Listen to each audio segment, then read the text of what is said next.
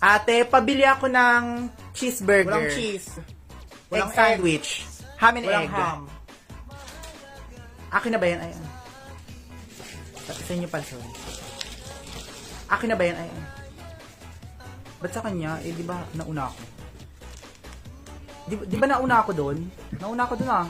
Anong order mo? Buy one, take one po. Hindi ka nagsasabi, may order ka pala.